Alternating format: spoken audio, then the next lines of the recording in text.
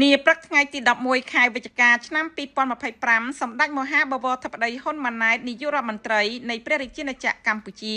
បានអនុញ្ញាតឯកឧត្តមតាកាហាស៊ីហ្វូមីអាគីប្រធានសមាគមជប៉ុនកម្ពុជានិងគណៈប្រតិភូធុរជនចូលជួបសម្ដែងការគួសមនិងពិភាក្សាការងារនៅវិមានសន្តិភាពក្នុងឱកាសនៃជំនួបឯកឧត្តមប្រធានសមាគមជប៉ុនកម្ពុជាបានថ្លែងអំណរគុណយ៉ាងជ្រាលជ្រៅចំពោះសម្ដេចបវរធិបតីដែលបានចំណាយពេលវេលាដ៏មមាញឹកអនុញ្ញាតឲ្យរូបឯកឧត្តមនិងគណៈប្រតិភូធុរជនចូលជួបសម្ដែងការគួសមនិងពិភាក្សាការងារនាពេលនេះឯកឧត្តមប្រធានសមាគមបានគោរពជូន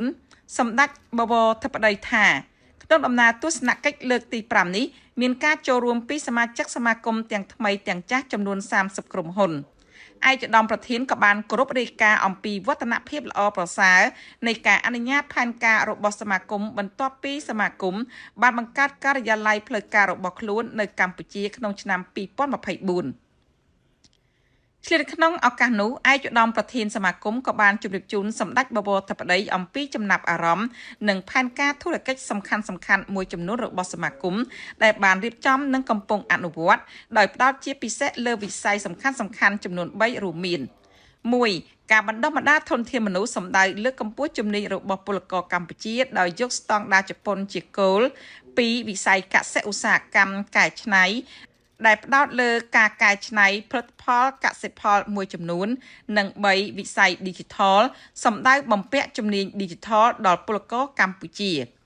ជាការឆ្លើយតបសម្ដេចបវរធិបតីបានវិតម្លៃខ្ពស់ចំពោះការខិតខំប្រឹងប្រែងរបស់សមាគមជប៉ុនកម្ពុជា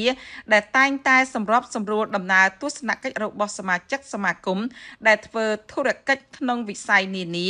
មកកាន់ប្រទេសកម្ពុជាដើម្បីស្វែងរកឱកាសវិនិយោគនិងធុរកិច្ចនៅកម្ពុជាព្រមទាំងការចូលរួមផ្សព្វផ្សាយព័ត៌មានល្អៗអំពីកម្ពុជានិងការបង្ហាញជូនធុរជនជប៉ុនអំពីកលានុវត្តភាពនិងគោលនយោបាយទាក់ទាញការវិនិយោគនៅកម្ពុជានាពេលកន្លងទៅនេះសម្ដេចបវរធិបតីបានសង្កត់ធ្ងន់អំពីការគាំទ្ររបស់រាជរដ្ឋាភិបាលកម្ពុជាចំពោះកិច្ចខិតខំប្រឹងប្រែងក៏ដូចជាផែនការដែលសមាគមជប៉ុនកម្ពុជាបានរៀបចំនិងដាក់ឲ្យអនុវត្តព្រមជាមួយគ្នានេះសម្ដេចបវរធិបតីបានបញ្ជាក់ជូនឯកឧត្តមប្រធានសមាគមនិងគណៈប្រតិភូធុរជនថារាជរដ្ឋាភិបាលកម្ពុជានឹងបន្តបង្កលក្ខណៈងាយស្រួលនិងផ្ដល់កិច្ចសម្របសម្រួលដល់ការរៀបចំនិងអនុវត្តផែនការធុរកិច្ចនិងវិនិយោគរបស់សមាគមនៅកម្ពុជា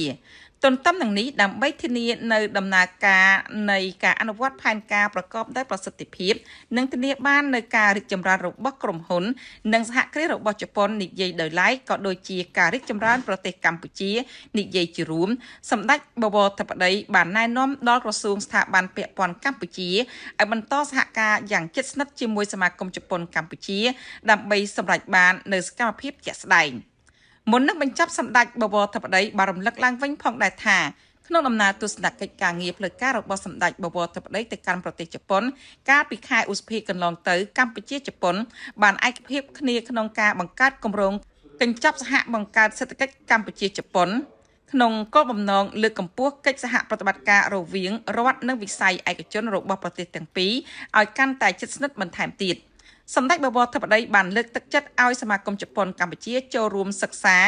និងស្វែងយល់បន្ថែមលើការបង្កើតតំបន់សេដ្ឋកិច្ចពិសេសសម្រាប់ក្រុមហ៊ុននិងសហគ្រាសជប៉ុនជាពិសេសសហគ្រាសធុនតូចនិងមធ្យមរបស់ជប៉ុននាពេលអនាគត។